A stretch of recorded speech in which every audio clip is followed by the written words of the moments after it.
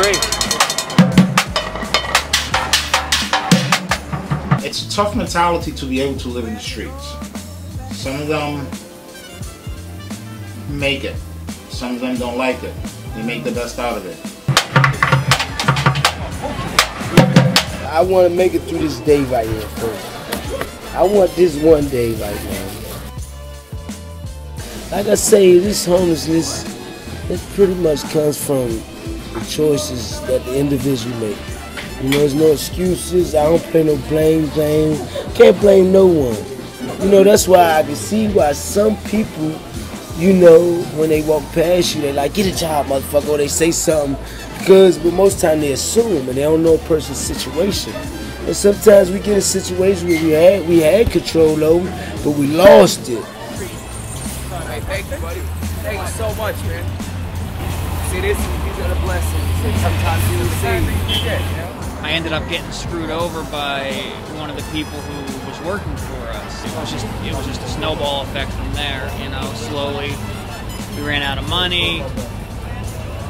And eventually, you know, we couldn't afford to pay for our place anymore, and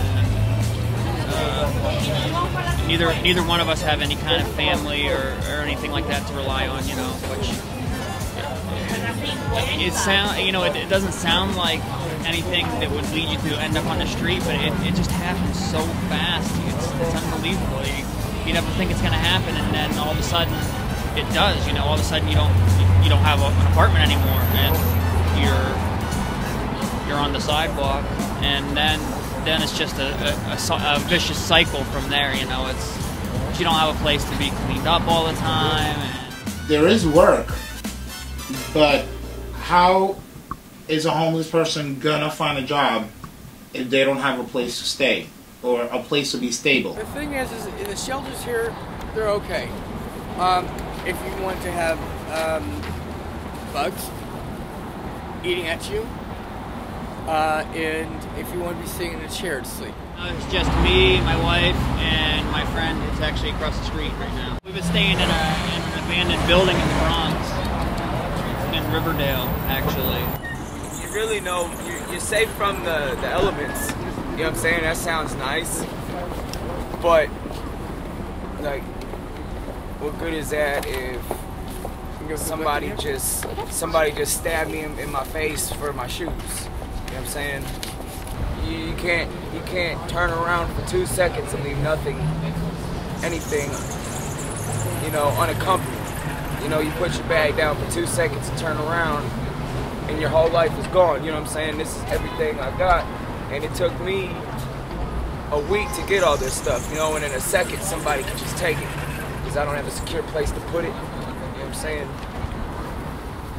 Two things that homeless derive from, either mental health issues, which they are overall mental health issues, but it's mental health issues resulting into drug addiction, you know, and this is what leads us into homelessness, you know, because we lose everything, and, you know, the place we resort to is the streets, and instead of stopping, you know, we continue to do whatever we do that leads us to homelessness, you know? Same cycle. Same cycle, opposed to stopping. It's like, okay, I'm depressed today, I'm homeless, let me go get high. And I wake up, oh, I'm depressed again, you know, and the next day you look up, you're like, okay, damn, I had $100 that I could have put up towards whatever it is needed to make that process work of recovering whatever lifestyle you want or had. And I just chose to rather be outside with y'all with the people. I like to be outside. I don't have no restrictions out here. Motherfucker can't tell me, oh, it's 10 o'clock, you gotta lay in your bed.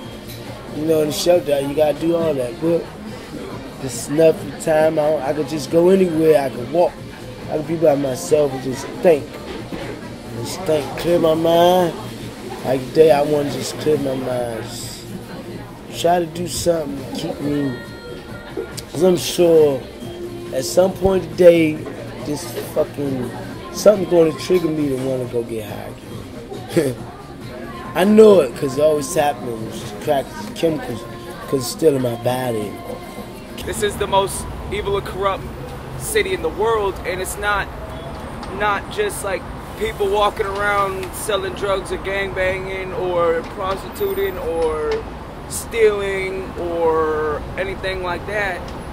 I mean, it's the people living in these buildings, owning these buildings, that are the most dangerous people out here.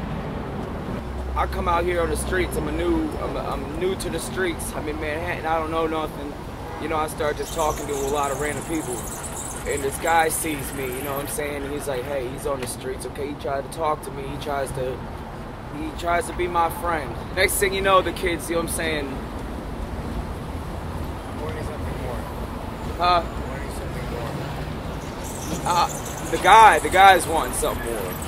One of the biggest things, as you mentioned to me before, Westchester Society do is, if you start helping the homeless children and start educating them also,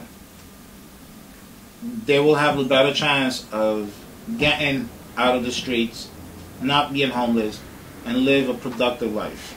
You know what I'm saying? Where do you think these 25,000 underage kids are that are homeless out here?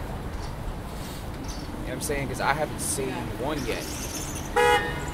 You know, they're probably, you know what I'm saying,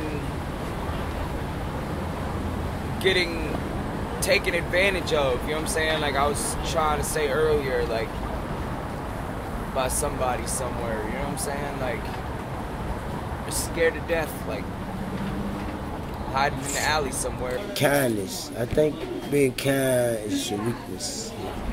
Last weekend, I was a witness of someone slashing someone right here. You know? And I'm homeless. You know? And it's like, oh my God, am I safe? You know? This is the area where you're supposed to be safe. You know? You can just lay your head right here. I mean, I've been here for 7 months and drained weed. They help me out so much. I mean, if I have nothing, the managers, they all come out and they're like, you seem like you're cold. I'm like, I have nothing right now. They say, come inside, get some coffee, get some soup, you know, and I don't have to pay for it, you know? And, you know, that's why I stay here, because I know that if nothing else, doing weed's going to take care of me. There's been at least 5 incidences where I was inside or asleep, where these guys, they bang on the window, the workers literally bang on the window because someone's trying to take my bag from underneath me or take money from my cup, and they run out and they say stop, you know, so that's why I stay here, because, you know, I know that I can feel safe right here. Is that sometimes we have to forget the rules, get the regulations, get the policies, and start looking at the human being itself. My father decided to build their own dream home. 6 months ago, it went up in flames, and they died in the house fire. I'm caught with being, you know, I was supposed to get like, you know, $700,000, but the house cost $800,000 they built. So now, me and my sister are in debt $20,000. So we paid the debt. My sister doesn't want to help me out at all because she has the stocks. And she looked at me the other day, like, on the phone, and then she came down and visited me. She goes, "You're adopted."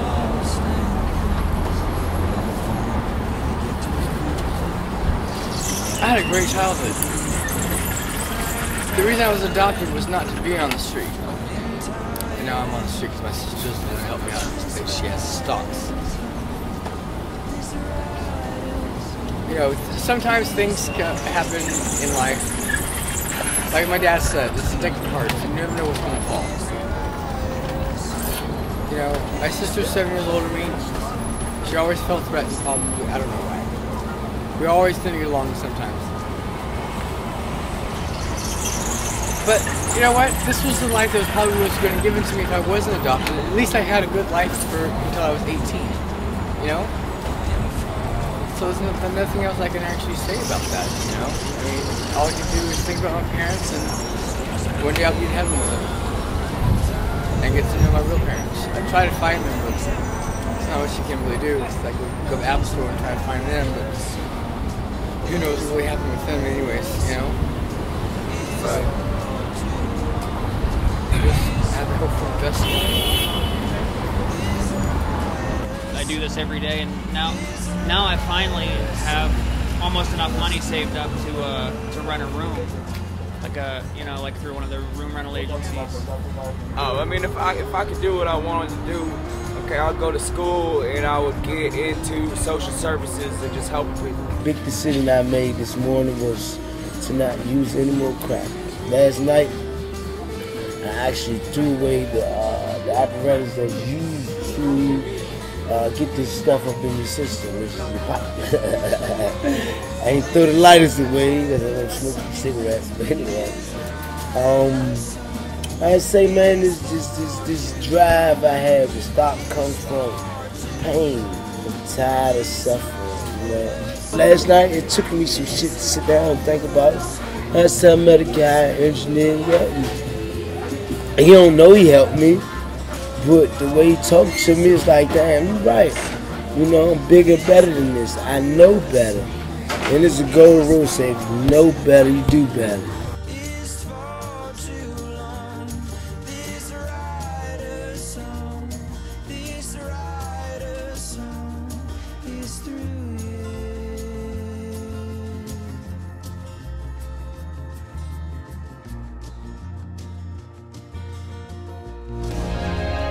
When did the fire leave my bones? When did the fire leave your